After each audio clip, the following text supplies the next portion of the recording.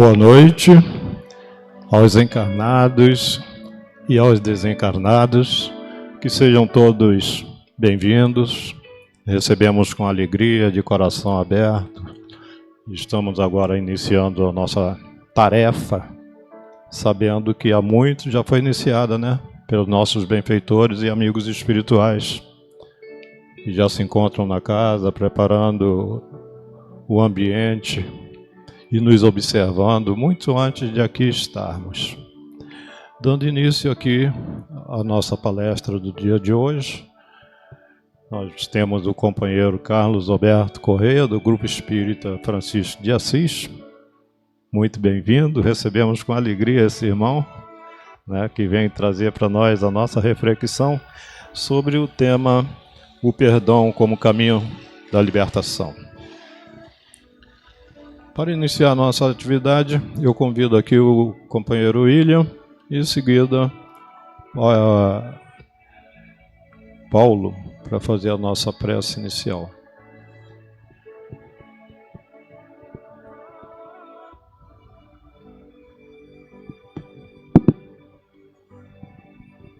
Boa noite. Livro Fonte Viva, psicografado por Francisco Cândido Xavier, pelo Espírito Emmanuel, página 255. Eia agora, vós que dizeis, amanhã. Tiago, capítulo 4, versículo 13. Agora é o momento decisivo para fazer o bem. Amanhã, provavelmente, o amigo terá desaparecido. A dificuldade estará maior. A moléstia terá ficado mais grave. A ferida, possivelmente, mostrar-se-á mais crescida de extensão. O problema talvez surja mais complicado. A oportunidade de ajudar não se fará repetida. A boa semente plantada agora é uma garantia da produção valiosa no porvir. A palavra útil, pronunciada sem detença, será sempre uma luz no quadro em que vives. Se deseja ser desculpado de alguma falta, aproxima-te agora daqueles a quem te feriste e revela o teu propósito de reajustamento.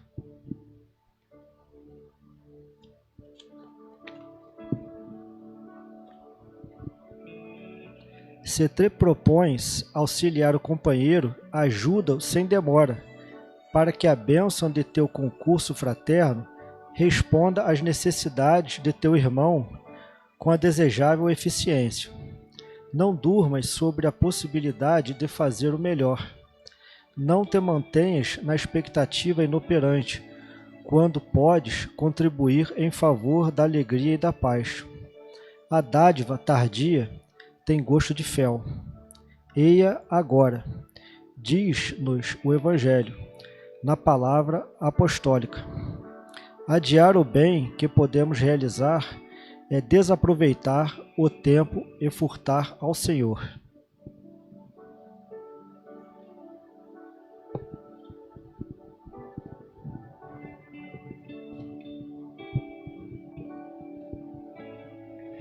Vamos fechar nossos olhos, deixar nossos corações livres dos problemas do dia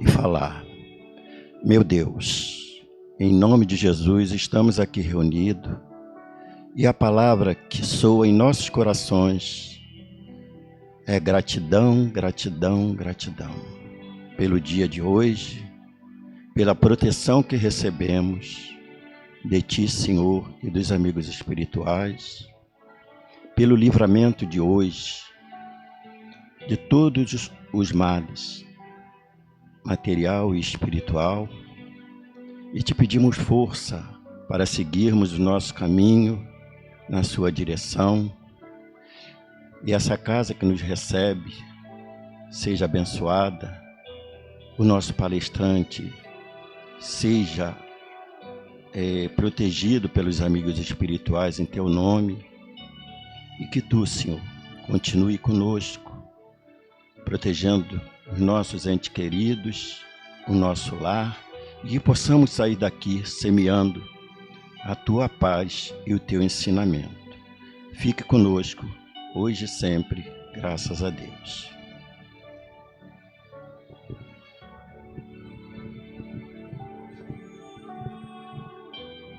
E com isso, convido o Carlos Alberto à tribuna.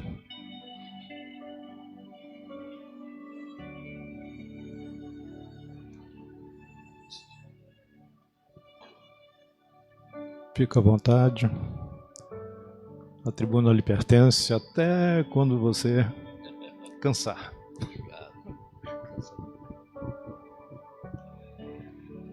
Queridas irmãs, queridos irmãos, boa noite.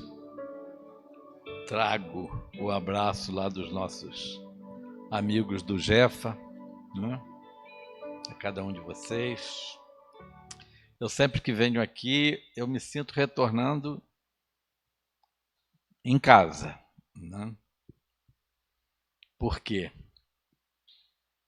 Talvez, eu nem lembro direito, mas talvez o estatuto esteja aí com a minha letra. Porque nós participamos da fundação dessa casa, né? No início dela, com a Rejane, com outras companheiras, Ana Laura, né? E é sempre uma alegria a gente voltar para casa, né? Eu acho que estão me tratando com muita cerimônia, né? Carlos Alberto Correia, né? Na realidade, gente, eu sou conhecido por Beto Correia, né? Mas tudo bem.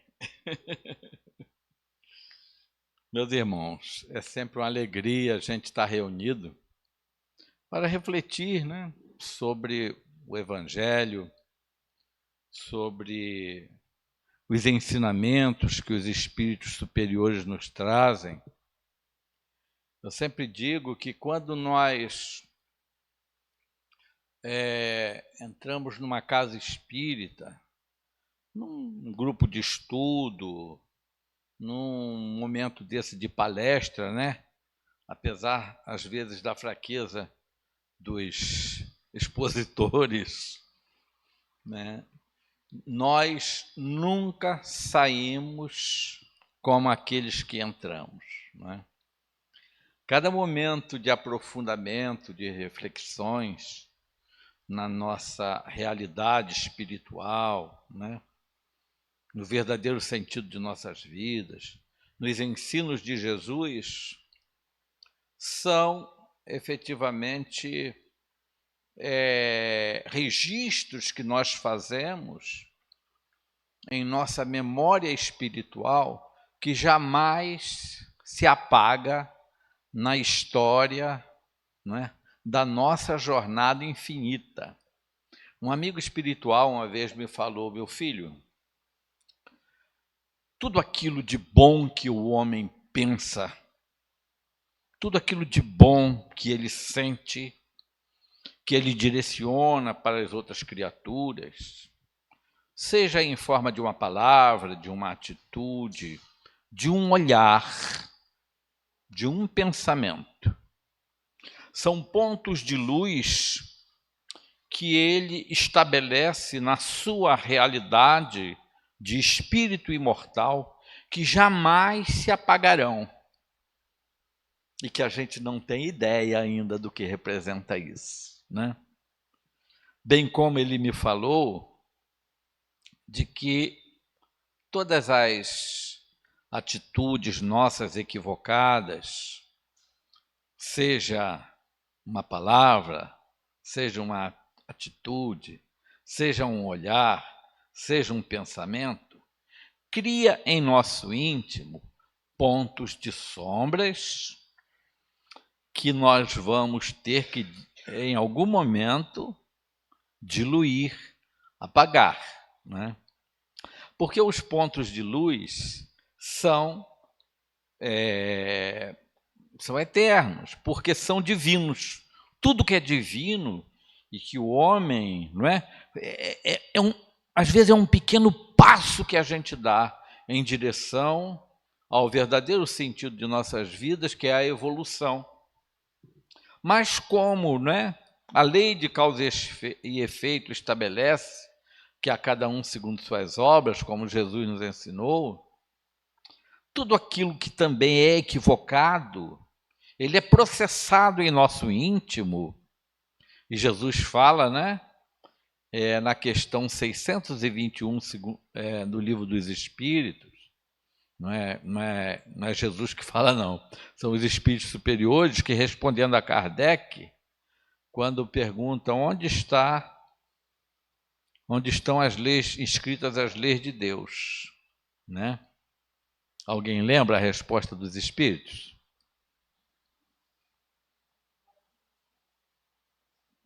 Na consciência. Então as leis de Deus estão em nós, processando tudo que nós fazemos. O que é bom fica para sempre. Que bom, né, gente?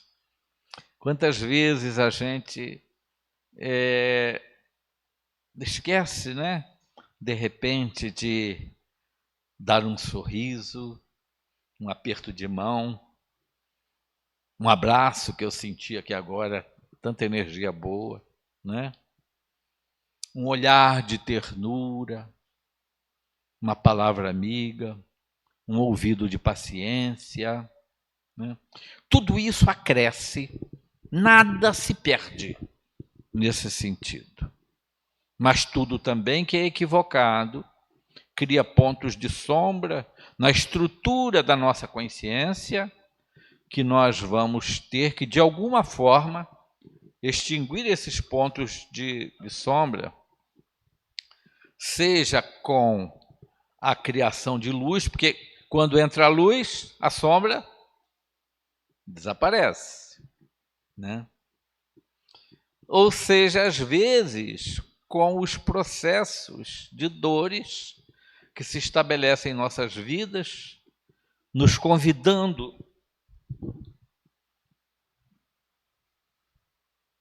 eu sou teimoso, vai voltar para aqui, nos convidando para que a gente possa refazer aquilo que nós fizemos de equivocado, ao ponto, meus irmãos, de um pensamento. Mas ninguém vai ficar aí, né, preocupado em não pensar, não, tá? Porque isso ainda é natural, essa luta do espírito, né, nessa jornada evolutiva que todos nós, né, todos nós estamos aqui com essa possibilidade abençoada da reencarnação. Então, por isso eu digo sempre que quando a gente entra, por que nós estamos aqui nesse momento, né? O que nós viemos fazer aqui hoje? A pergunta é para os encarnados, tá? O que nós viemos fazer hoje aqui, gente? Hein? Exatamente. Você foi lá, né? Nós viemos aprender para realmente... E isso é sagrado, esse momento histórico da nossa realidade espiritual. Nós já viramos a chave, gente. Não somos santos ainda, temos dificuldades enormes, mas nós já estamos aqui. Caramba! Quem veio aqui porque papai ou mamãe obrigou? Levanta a mão. Só uns 3 desencarnados ali. Mas todos nós já estamos com essa motivação. Caramba, eu quero aprender, porque realmente eu reconheço que esse é o meu caminho para que eu possa atingir aquilo que eu tanto quero, porque na realidade nós estamos aqui para nos melhorar, mas nos melhorar para quê?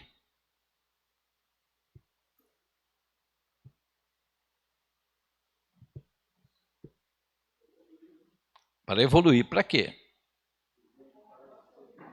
Para quê? Na próxima vir melhor, para quê? Esse camarada vem lá do Francisco de Assis, né? Para ficar aqui aborrecendo vocês.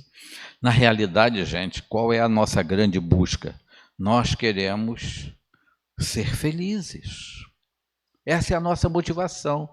Nós estamos todos aqui hoje com esse objetivo de fazermos reflexões, porque nós já sabemos que essa nossa, né, transformação é que vai nos levar ao encontro da felicidade. Não é isso? Essa nossa transformação. O que Kardec fala do verdadeiro espírita? Vocês lembram? O verdadeiro espírita é aquele que busca a sua transformação moral, ó, busca, né? E se esforça para domar as suas más inclinações, porque nós somos ainda espíritos bastante imperfeitos.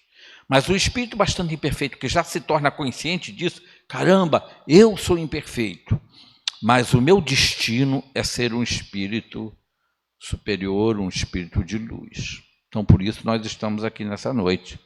Quando voltarmos, sairmos por aquela porta, nós não seremos mais os mesmos que entramos, por 2 motivos: por estarmos mergulhados, não é, nessas reflexões, e aí nós entramos em sintonia com a espiritualidade superior, e nós aprendemos pelo consciente, pelos ouvidos, e aprendemos também por pensamentos que captamos do inconsciente, não é? Captamos, porque nós estamos imersos aqui num campo de pensamentos dos espíritos superiores, né? Num ambiente de prece, então impregnado realmente de energias elevadas.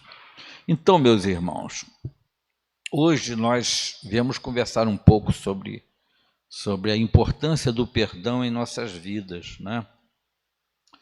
E, como eu falei, a gente ainda, como espíritos que estamos num processo evolutivo inicial, mas graças a Deus já viramos a chave, né? Não estamos mais aí semeando o mal, não estamos mais aí guardando ódio de ninguém, isso é fundamental. Mas temos as nossas pequenas quedas, porque é natural ainda, né? Então, em função disso, a gente, realmente, a nossa vida, a nossa jornada de espíritos reencarnados, de convivência com espíritos que vieram como nossos familiares, de espíritos que vieram como nossos vizinhos, de espíritos que vieram como nossos companheiros de trabalho, de escola, não é? Do convívio social, nós nos ligamos a essas criaturas, e existem dois fatores que mais ligam, que mais aprisionam as criaturas umas às outras. Um fator é o amor, né? Ah, como é bom quando duas criaturas se amam reciprocamente, né? Nós ainda temos uma luta muito grande, porque às vezes a gente vem e se liga a uma criatura muito mais, né, pela necessidade de apararmos as arestas, né, pela necessidade de nos reconciliarmos com essas criaturas com quem nós nos complicamos no passado de alguma forma, né? Isso é uma realidade ainda. Mas quando duas almas que se amam se encontram, né? Que sentimento, que sensação boa dessas almas, quando essas almas... Por quê? Porque o amor um pelo outro faz com que as criaturas troquem energias positivas, troquem energias elevadas, energias divinas, né? E isso nos traz uma sensação fantástica, né? Fantástica. Todos nós, naturalmente, temos alguém, né? Seja o companheiro, a companheira, seja um filho, seja uma filha, seja um amigo. Nós sempre temos alguém aqui, né, com quem a gente se liga pelo amor. E a ligação pelo amor, como aquilo que eu falei de início, a ligação pelo amor é uma realidade divina. E por ser divina, ela é eterna, né? Ela é para sempre. Duas criaturas que se ligam, que se aprisionam pelo amor, elas seguem nessa jornada fantástica. Às vezes um desencarna, o outro encarna, mas eles estão sempre ligados pelos laços magnéticos do amor e se alimentam onde estiverem um e outro, porque seu destino é viajarem nessa viagem infinita da vida, sempre nesse processo, né? As almas que se amam se aprisionam. E quanto mais a gente cria amores, né? Quanto mais a gente cria amores, mais nós nos ligamos a almas e vamos constituindo assim a grande família espiritual nessa fantástica jornada da vida, né? Quando voltamos para casa, porque o plano espiritual é o plano real, é o plano primitivo. Nós estamos aqui encarnados como se estivéssemos passando por um túnel. Vamos sair ali adiante e vamos voltar para casa, né?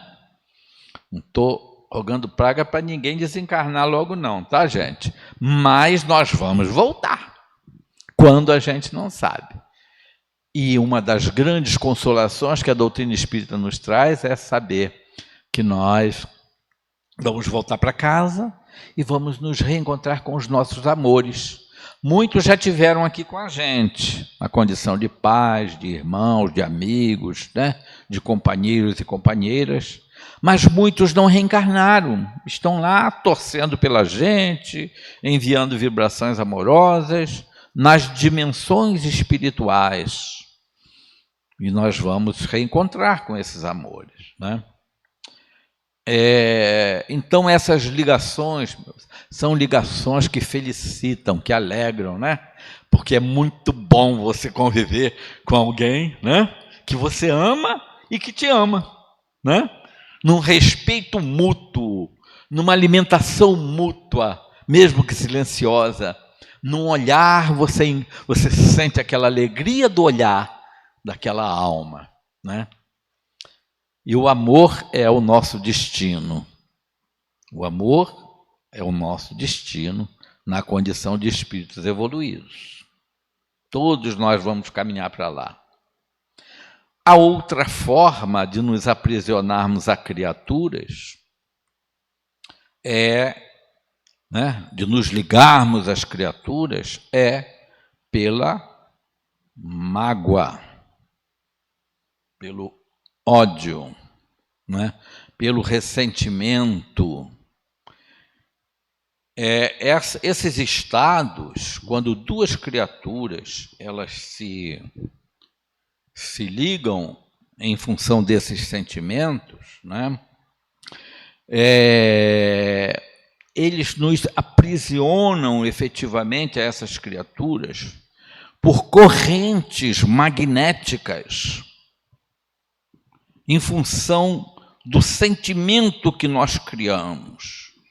Vocês podem observar quando alguém, né, nos ofende, quando alguém nos agride de alguma forma, em que nós ficamos magoados, quando você pensa naquela pessoa, vem uma espécie de uma azia na alma, não vem? Mal-estar, aquele sentimento. Gente, isso hoje está sendo explicado pela ciência, pela física quântica. O pensamento é matéria. Nós magnetizamos fluidos. E quando pensamos na pessoa que vem aquele sentimento negativo, você, pá! Se a criatura está sentindo a mesma coisa por você, a prisão é maior ainda. Isso é uma realidade. Então, são as duas situações que mais ligam, que mais aprisionam as criaturas. E essa prisão pela mágoa, pelo ressentimento, pelo ódio, elas nos provocam realmente, né, como eu falei, eu chamo de azia da alma, né? Estados aflitivos. A gente não fica legal, a gente não fica bem. Nós ficamos com aquele incômodo interior que nos traz realmente um mal-estar. Essa é a realidade. Isso em função dessas ligações. E então, se essas ligações elas se tornam duradouras, se elas se tornam realmente, né, longas, são aqueles processos onde as criaturas não se perdoam. Não se perdoam. Gente, olha, quantos espíritos eu já atendi nas reuniões mediúnicas, né? Em casos de processos obsessivos, em que a coisa vem rolando, pasmem, há séculos, em função exatamente do estado das criaturas, elas não perdoam até que haja a interrupção divina, que sempre chega, né? Então, quando essas situações da mágoa, elas realmente se tornam duradouras, se estabelecem, aquele sentimento, ele vai criar campos magnéticos, vai criar espécies de sombras no nosso corpo espiritual, no perispírito. Quando você desencarna, se você leva contigo a mágoa, você vai com aqueles pontos, não é? Você vai com aquelas sombras na sua estrutura perispiritual, porque o registro está na consciência, no psiquismo, não é? E as sombras se estabelecem exatamente em algum setor da sua estrutura espiritual, em que ela permanece ali. Quantos e quantos de nós não mergulhamos no processo reencarnatório e trazemos do passado essas estruturas magnéticas que vão determinar a nossa genética? A ciência está descobrindo isso agora. A ciência está descobrindo que quem ora, quem ama o outro, não é? Tem uma longevidade muito maior. Porque eles estão começando a descobrir a reencarnação.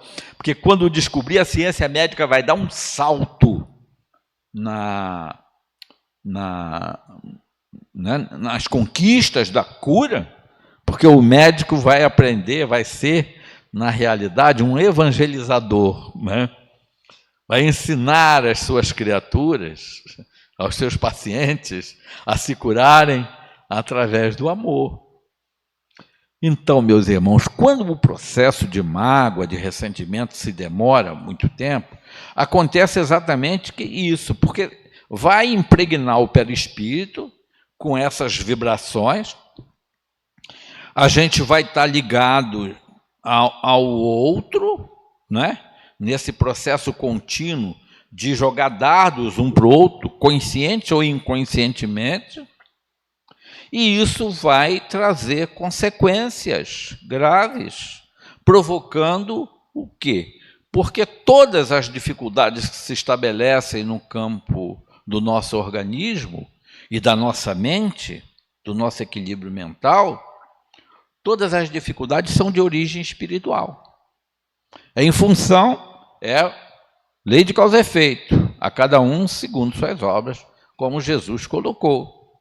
Então, essas situações, muitas vezes, da raiva, do ódio, do não perdão, do desejo de vingança, vai fazer com que a gente realmente estabeleça situações em nosso perispírito que vai decorrer das doenças no nosso corpo físico.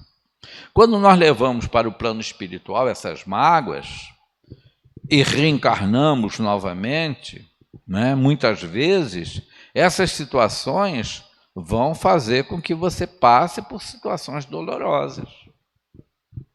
Isso é uma realidade. Então, meus irmãos, como eu falei, muitas vezes essas prisões, elas duram séculos, depende da decisão, depende da vontade do espírito, né? Quantos e quantos espíritos a gente recebe na reunião mediúnica que dizem: não perdoo, não perdoo, ele me matou, ele matou meus filhos. Eu tive um caso numa reunião mediúnica em que foi uma coisa assim, um patriarca judeu, numa vingança louca contra uma criança, uma menina de, se não me engano, 8 anos, 9 anos. Na época eu participava, que eu ajudei a fundar também, o Grupo Espírita Allan Kardec em Araruama. Vocês veem que eu já fui expulso de muitas casas espíritas, né? Mas foi um caso assim, seríssimo, em que a gente participava, inclusive, com uma pessoa que teve uma influência grande. Quando o Divaldo Franco fez a primeira palestra, estava na casa dele, lá em Aracaju, né? Sergipe, seu Ederlindo Sarroriz. Ele é tio também de um grande palestrador chamado Júlio César Sarroriz. Seu Ederlindo era amigo de Chico, era amigo de Divaldo, e ele veio para Aruama na mesma época que nós viemos. A gente frequentava lá o Grupo Espírita Leôncio de Albuquerque, em Niterói, né, com o Zé Raul Teixeira, né? Então, nesse caso, a menina estava enlouquecendo. A meninazinha, a família, assim, perturbada, pediram assistência lá ao grupo, nós colocamos para fazer irradiação, ela foi tomar passes, e a gente estava lá numa reunião, era até quarta-feira também, reunião mediúnica lá, quando de repente através de uma médium inconsciente, o espírito deu um grito: miserável, desgraçado, acabou com a minha família toda. E com a minha filhinha querida, era a quem ele tinha mais amor, segundo ele. Ele tinha sido levado para os fornos crematórios na Segunda Guerra Mundial pelos nazistas.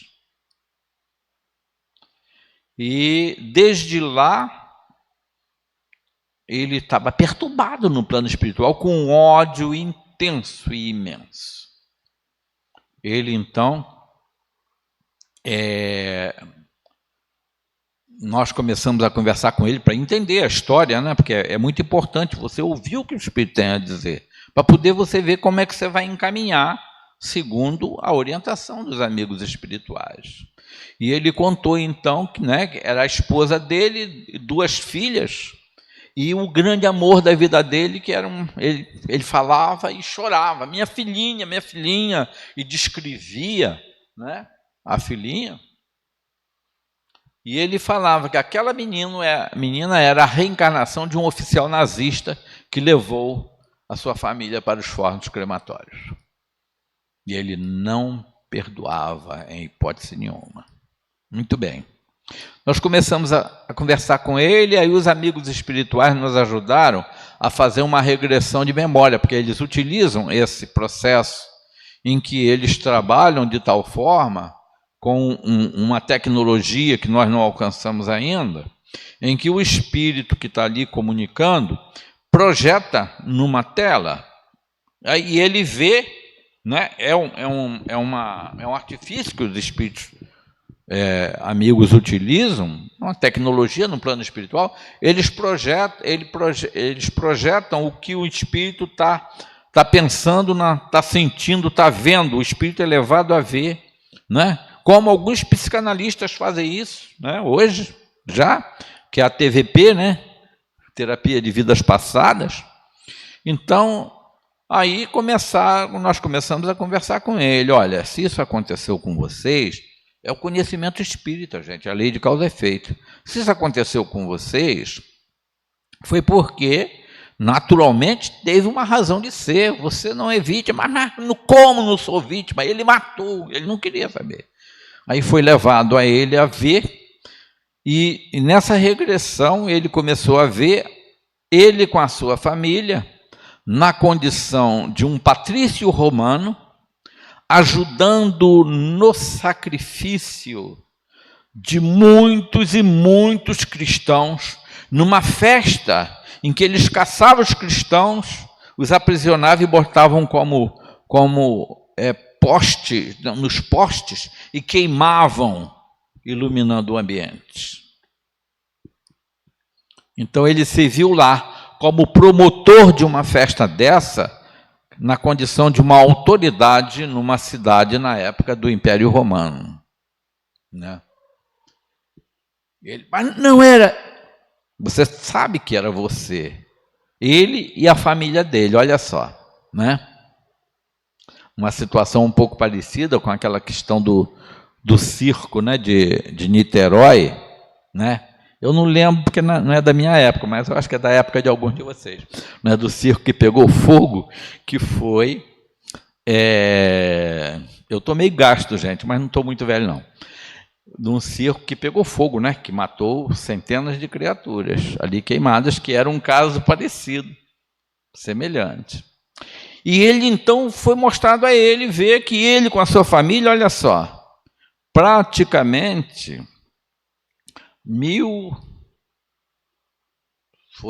a Segunda Guerra foi em 1941 a 45, né? 1940 anos depois, ele estava ali com a sua família resgatando, porque ninguém escapa das suas próprias ações. Ninguém. E foi levado a ele, né? Disse, olha, você realmente, né? Ele apenas foi um instrumento. Não ficou claro se o soldado nazista, reencarnado naquela menina em Araruama, exatamente para se esconder do processo, como oportunidade de recomeçar, se estava lá também sendo queimado. Não, isso não foi citado. Foi citado apenas de por que eles passaram por aquela prova para poder se liberar, se limpar, diluir as sombras daqueles atos terríveis, né, de matança que provocavam dos cristãos. E aí nós começamos, você está compreendendo agora o porquê que aconteceu, Deus é Pai, te deu oportunidade, você veio com a sua família, mas, né, era necessário que vocês passassem por essa dor e tal. Fomos mostrando a ele tudo aquilo que a gente aprende com a doutrina espírita. Nós estamos falando sobre isso, gente, para realmente refletir sobre a importância do perdão. Caramba, foram umas 2 ou 3 reuniões. Até que, e a menina perturbadíssima, até que, se não me engano, na 3ª reunião, ele estava já, né, compreendendo que tinha sido responsável, que ele não tinha sido vítima. Ele, durante a conversa lá, de repente, uma outra médium também fantástica, uma amiga minha, que desencarnou, acho que eram uns 2 anos, a Liceia Xavier de Barros, alguém de vocês lembra dela? Lembra, Rogério? Liceia é uma fortezinha, um doce de criatura, uma médium fantástica. A gente estava conversando com ele quando a outra médium gritou: papai! Olha, aquilo foi um choque para todos nós.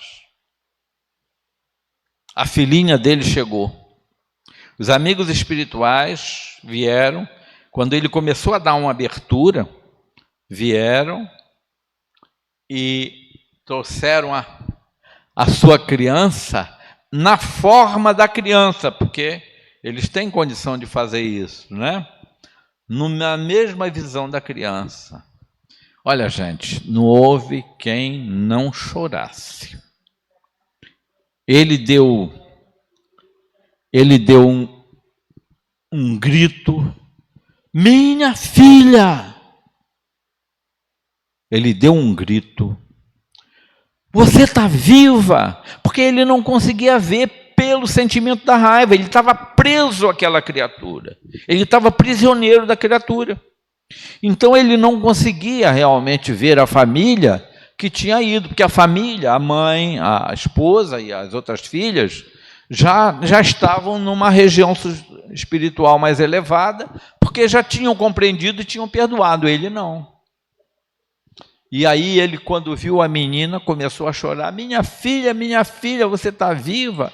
Aí elazinha começou a falar para ele: eu estou vivo, meu pai, perdoa, perdoa, nós é que fomos os responsáveis, perdoa, meu pai, perdoa. Aí ele soltou um grito, foi uma explosão, gente, de liberdade, uma coisa assim extremamente emocionante. Ele soltou um grito, não é?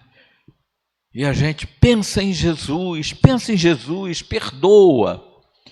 E ele soltou um grito: eu perdoo, Jesus. Olha, todo mundo chorava, os médiuns todos. E aí, quando ele soltou esse grito chorando, saiu no colo da criança, né? Ela, segundo o relato lá do médium, levou-o para uma região para ser socorrido e fazer um tratamento pelas sequelas que deixaram esse ódio de muito tempo, né? E 2 semanas depois, gente, aquela menina estava voltando à sanidade total, para a alegria da família, né, que estava desesperada. E a família tinha sido de espíritos também, que estavam ligados àquela criatura no processo, de alguma forma, né? Aí sofreram, né, a questão da doença da filha. Então vejam vocês a questão do perdão. O não perdão aprisiona as almas, adoece aqueles que estão vinculados, que estão prisioneiros. E quando a gente realmente fica nessas algemas do ódio, da mágoa, a gente realmente, né, atrai para a gente, porque a energia negativa, ela atrai. O pensamento de raiva, o pensamento de ódio, atrai todos os circunstantes. espíritos atrasados que estão naquela mesma faixa vibratória passam a ser nossos companheiros. São companheiros daqueles que odeiam, porque muitas vezes são inimigos do outro. Aí começam a jogar ideias, porque você atrai. E tudo isso é ciência, é física quântica. Ciência pura, gente. Magnetismo. Né? Então, o perdão é fundamental. É fundamental para que a gente possa realmente libertar o outro. A menininha se curou, a família passou a ser espírita e tal, né? E continuou a sua jornada. Então, quando você perdoa, você se liberta e você liberta o outro. Deixa, vai, entregue a Deus. Porque nenhum de nós recebe uma ofensa que seja, uma agressão que seja, de graça. Né? Não imaginemos que a gente realmente, né, é vítima. Não é. Não existe vítimas. Né? Nós passamos pelas experiências, até que Jesus fala, né?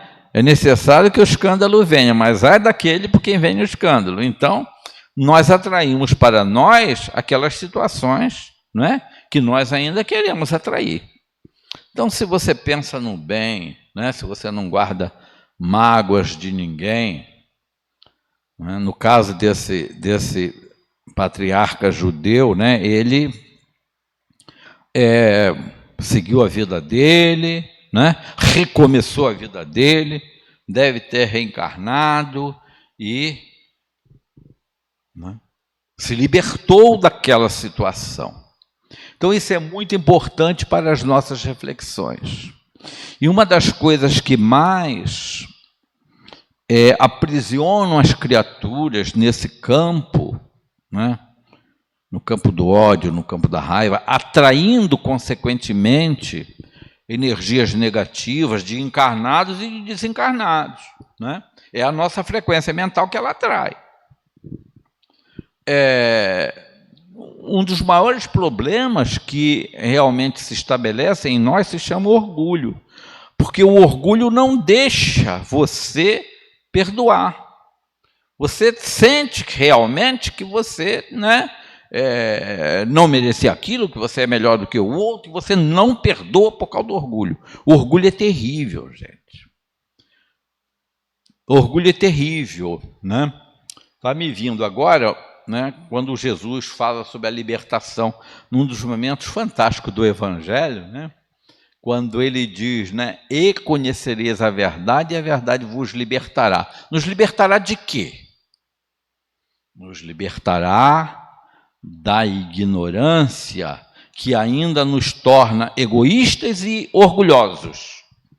Precisamos realmente mergulhar dentro de nós para analisar qual é a nossa situação no que se refere à questão do orgulho, que é uma situação séria. Isso está lá em João, no capítulo 8, versículo 32, se não me engano, mas é interessante que no versículo anterior, no versículo 31, Jesus fala assim, ensinando aos seus discípulos.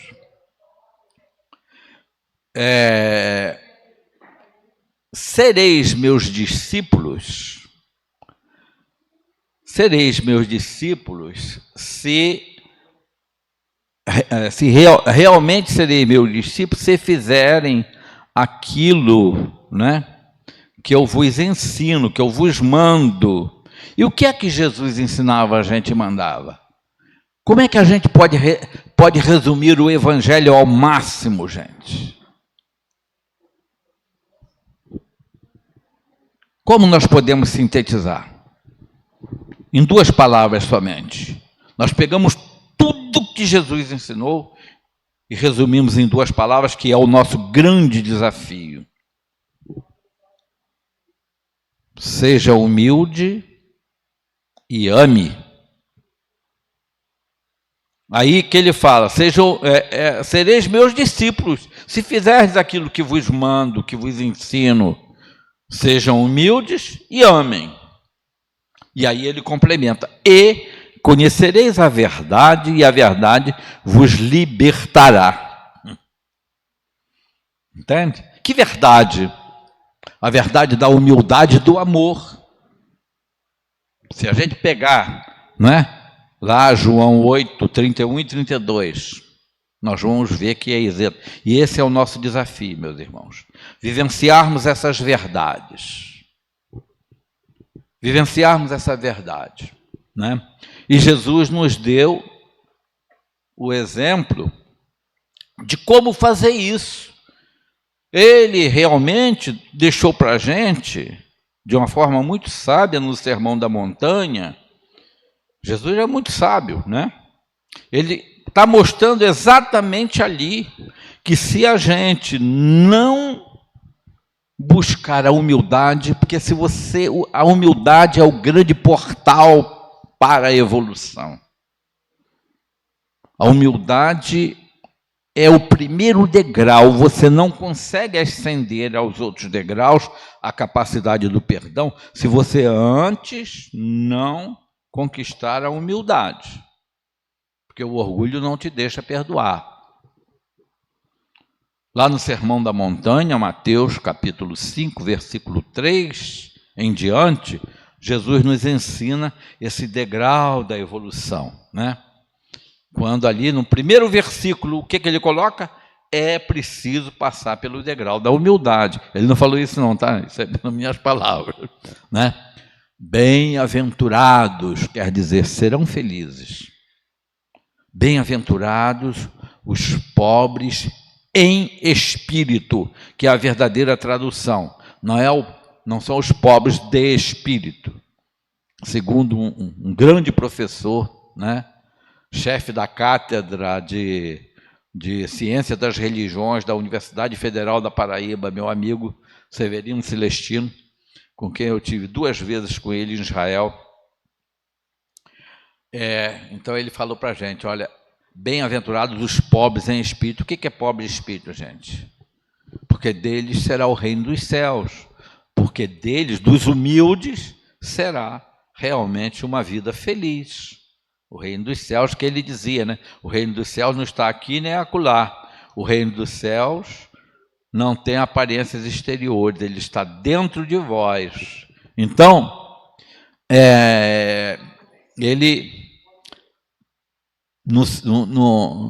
nesse momento, Jesus falou para a gente ali, porque depois ele vem, bem-aventurados os que sofrem sem se revoltarem, porque serão consolados.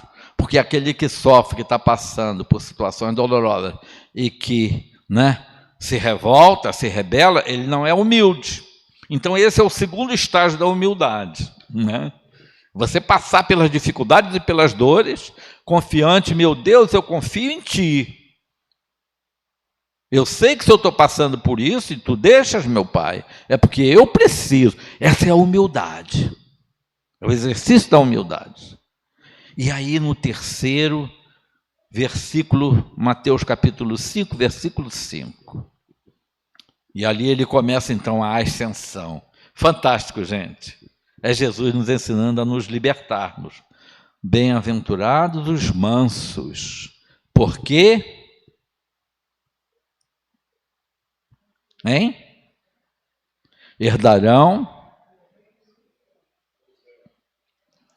herdarão a terra. eu normalmente eu costumo, para brincar, confundir, porque herdarão o reino do céu, porque herdarão a terra. Ele está falando do futuro do planeta num estágio já de regeneração. Ali, Sermão da Montanha, Mateus 5:5. Ali começa a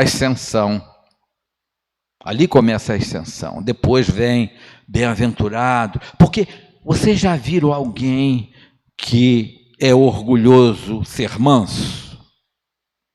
Você é manso até que não pisam no teu pé, né? Pisou no teu calo, né? A mansidão vai para o espaço. É o orgulho. Mas o humilde, ele pede perdão muitas vezes por alguém que pisa no teu pé, né? Desculpe, meu pé estava embaixo. E aí segue adiante sereno e livre. Então o nosso desafio, gente, para sermos capazes de perdoar, está na conquista da humildade. Ninguém consegue ser manso sendo orgulhoso. Ninguém. Jesus é muito sábio, né? Ele coloca lá o primeiro degrau. Tem que passar por ali, pela humildade. A humildade é o nosso grande desafio para a nossa ascensão. E aí depois ele vem, bem-aventurados os misericordiosos, bem-aventurados os puros de coração, bem-aventurados os pacificadores. Tudo já um estágio de conquista evolutiva da alma, mas passou lá embaixo, na conquista da humildade. E aí, meus irmãos, só para encerrar, que a Rogéria já está piscando ali para mim, eu entendo, mas só um instantinho, tá só, Rogéria? Estamos terminando. Para encerrar, eu fiz até uma pesquisa aqui sobre os efeitos do perdão, segundo, né, o presidente da Escola Brasileira de Ciências Holísticas, o Gustavo Harnes, e também estudos científicos publicados no Jornal Britânico de Saúde Psicológica, né, o tal do British Journal of Health Psychology. Desculpe se eu... né? Segundo um estudo científico promovido com muitas e muitas e muitas pessoas, eles chegaram a uma conclusão e publicaram isso, né? De que o perdão liberta do sofrimento mental. Nós falamos sobre isso aqui, né? Quando você está ressentido, magoado, você está com a sua mente fervilhando, sem paz. O perdão aumenta a longevidade. Olha só, gente, né? É uma oportunidade que a gente tem, né, de viver mais algumas dezenas de anos aí, né? Vocês, né? Eu não sei, mas o perdão auxilia, olha só, porque é uma realidade. A gente cria um estado, né, de conforto interior. O perdão leva a você a aumentar a sua autoestima. Caramba! Quando a gente perdoa, a gente sente uma alegria divina dentro da gente. É uma coisa fantástica. Quando você perdoa de verdade, né, você estabelece dentro de você uma espécie de, né, de orgulho de si mesmo, um orgulho bom, né? O perdão auxilia na redução do estresse e do nervosismo. Olha só, é uma realidade, né? O perdão regula a pressão arterial. Olha só, gente, né? Começar a diminuir os remédios, né? Porque o perdão está sempre acompanhado do amor. E o amor nos conecta com a espiritualidade, que vai ajudando a regular a toda a nossa vida, a nossa estrutura espiritual, nosso psiquismo e ao nosso corpo físico. O perdão melhora a qualidade do sono. Quem é que está tomando remédio para o sono aí, além de mim? Então, vamos retirar, gente, do nosso coração qualquer sombra do orgulho, porque aí já é um grande passo de conquista da humildade, que vai alavancar a nossa evolução, para quando a gente voltar para casa, voltar melhor, com menos sombras na alma, né?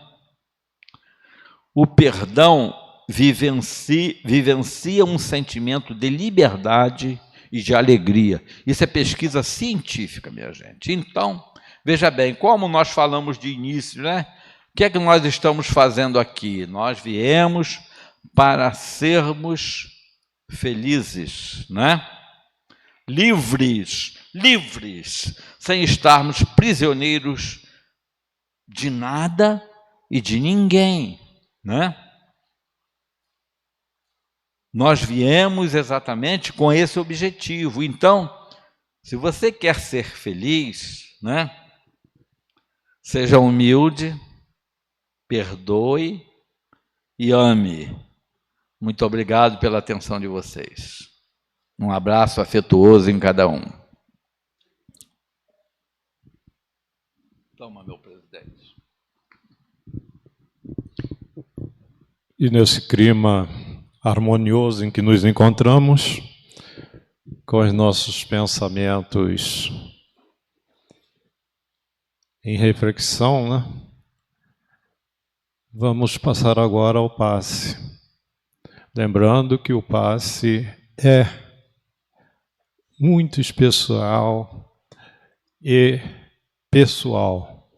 Devemos, como já nos encontramos harmonicamente em paz, esquecer as atribulações do dia e voltarmos para este momento, tornando-nos reflexivos, né, às benéficas dos espíritos que estão aqui para atender nossas necessidades. Aquele que não desejar tomar passe, basta assinalar negativamente com o dedo.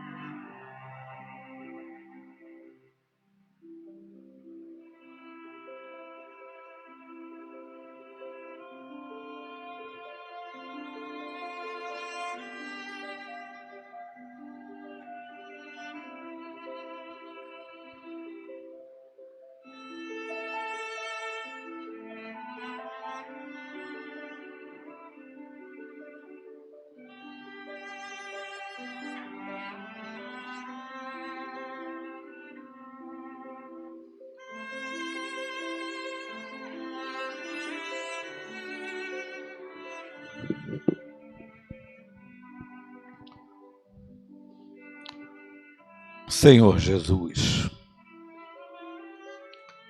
nosso amigo, nosso mestre, nosso médico, a nossa profunda gratidão, Senhor, por já estarmos aqui nessa escola abençoada da imortalidade, buscando compreender o verdadeiro sentido de nossas vidas. Obrigado, Senhor. Já queremos sermos seus amigos, quando talvez ontem o renegávamos.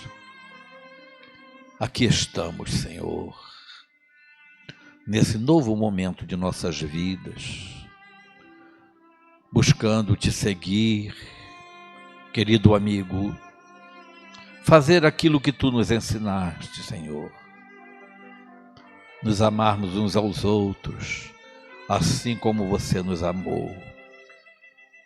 Assim, Jesus, te rogamos, dá-nos o teu abraço.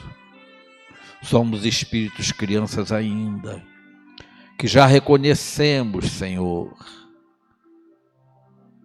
de que o caminho ideal para conquistarmos a felicidade que ansiamos está no amor ao próximo. Já reconhecemos, Senhor, que tu és o caminho, a verdade e a vida. Mas ainda trazemos as nossas imperfeições, nossas limitações, por isso te rogamos, abraça-nos, Senhor, para que nos levantemos após cada queda, para que não percamos o bom ânimo, Senhor,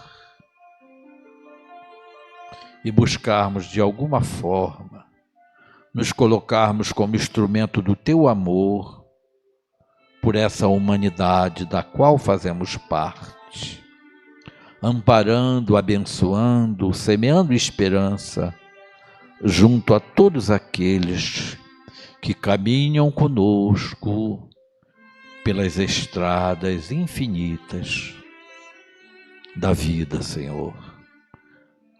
Guarda-nos assim, sob a tua proteção, hoje e sempre, que assim seja.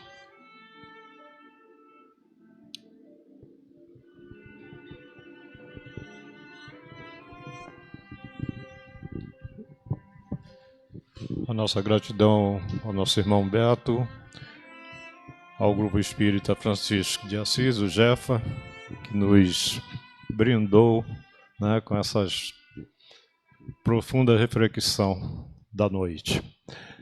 E